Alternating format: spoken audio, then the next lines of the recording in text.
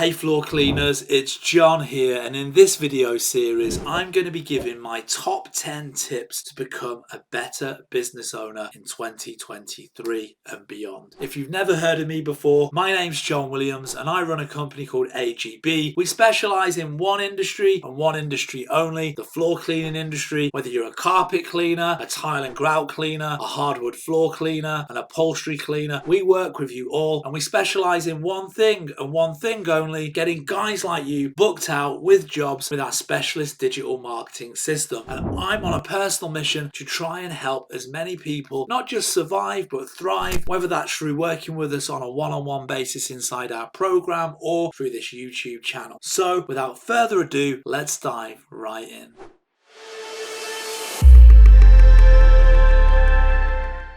Ten tips to become a better business owner. In the last 7 years, the one question I have been asked the most is, what are the keys to your success? How, John, have you been able to be so successful so rapidly and consistently as well? So as a business owner and an entrepreneur at heart, I've learned many lessons and I'd like to share them with you on today's video. If you're at the start of your journey, whether that's starting a floor cleaning business, a carpet cleaning business, whether you're looking to start your own marketing agency or whatever it is, you can use these tips to shape your business mindset and get some kickstart motivation. If you're already a successful business owner and you're already solidified and a lot of the patterns and practices you use to run your business are in place, analyzing those habits and ways of doing business and tweaking them where necessary can help you improve no matter how many years you've been around the block. I've come up with 10 tips on how to become a better business owner, many of which rely on bringing more mindfulness into your business. These tips aren't about working or investing more. In fact,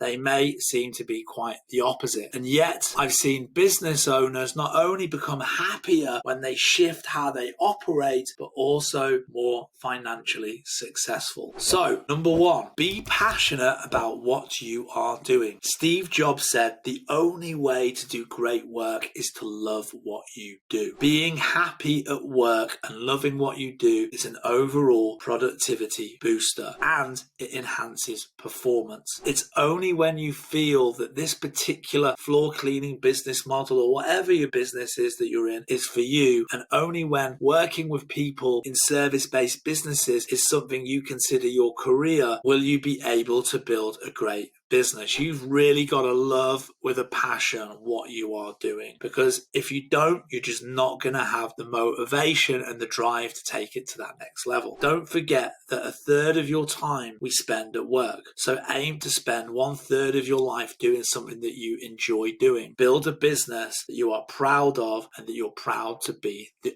owner of. Being a business owner is not a stagnant practice. The way you do business now may not look like how you did business 10 years ago, and in fact it shouldn't. Smart business owners know they can never simply rely on their present knowledge and skills. They always try to keep their ears to the ground on developments within their industry and within their culture to optimize their ability to serve their customers on many different levels. Subscribe to trade magazines like Clean Facts magazine and join service-based business Facebook groups. Stay alert to new technologies. Take up a brand new business management course. And lastly, follow the latest news to take a global view of the forever changing world. Trade shows and business conferences will allow you to meet people who can help you grow and promote your own business. Read up on methods to reduce your small business operational expenses. These measures will allow you to stay ahead of the pack and to grow your business and to take it to the next level. Number 3, pick yourself up when you fall down. The first step is to acknowledge your mistake and take responsibility. Don't assume that you have to be perfect. Be real and upfront about your mistakes. Not only will this make you a better leader, but it will also allow you to better evaluate what is happening and put you in better touch with the realities of your situation. There is power in shouldering responsibility and understanding your role in the mistake. Evaluate what went wrong. Look back through the event to see how things could have been done differently. We can always improve. So it makes sense to do a bit of a post-mortem to understand what went wrong, or at least what could have gone better. Once you acknowledge the mistake and understand its anatomy, it's time to fix the problem and move forward. The important thing is to learn from the mistakes, using them to make you and your business stronger. Number 4, appreciate your people. Your team can make or break you. Employee appreciation is directly tied with job satisfaction, workplace happiness, and employee morale. When you show your employees that you care, it can also boost motivation, increase engagement, foster loyalty, and increase productivity. All of these things are desirable in